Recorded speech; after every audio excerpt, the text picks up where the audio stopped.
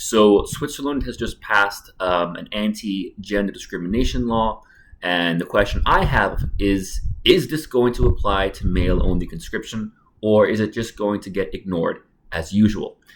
Here's the article. I put a link in the description below. Swiss Senate votes to make gender discrimination punishable by law. Incitement to hatred or discrimination on the grounds of gender should be punishable in Switzerland. On Wednesday, the Senate voted 21, yada, yada, yada. It's not a very good article, actually. It's not very long, and it doesn't have any details. This is kind of the entire thing. I had to kind of dig around on social media and Reddit and Twitter and whatnot to get more information. So apparently this law does cover just general sexism or discrimination, and does apply to women and men as well. So what about conscription? As you may or may not know, Switzerland currently has male-only conscription.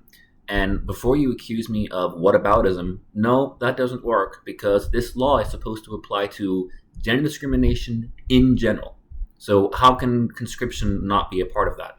Now, interestingly enough, Switzerland has been talking about making gender-neutral conscription. I personally prefer, most MRAs prefer no conscription at all, because forcing women to do it too doesn't actually really help anyone. But they talked about voting on it last year, and there were some interesting takes, including this by the Socialist Party. The Socialist Party has also said it is against the concept. The introduction of poorly paid universal compulsory service will delay education and prevent young people from engaging in voluntary activities of their choice, it said. Yeah, you mean like the thing that literally happens to all the men in your country? Gee, you think? Now, there's one aspect of Swiss conscription law, I think, to take a look at, and that is the tax exemption here. People have to pay extra taxes if they're not fit for service.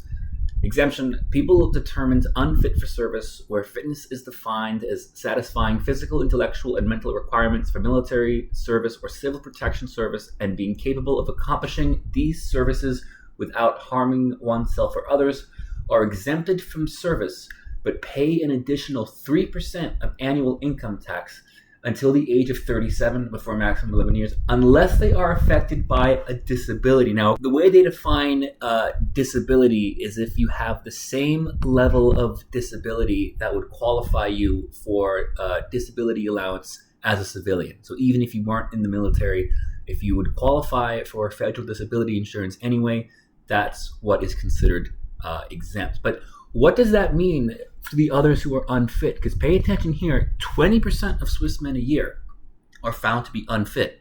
So if you just don't have the best genes and you're kind of out of shape, or maybe you're not very intelligent but you're not quite mentally handicapped, you just don't qualify, and then you have to pay 3% higher taxes till the age of 37, which is something, again, women don't have to worry about at all. Now, you'll notice I haven't blamed feminists yet, okay?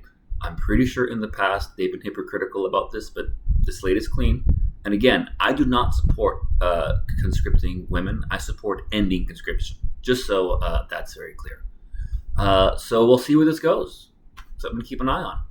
I haven't had a reason to make a conscription video in a very long time, obviously with the exception of Russia and Ukraine, and how many videos can you really make about the same thing? But anyway, I'm Blue Orange 22. Thanks for watching.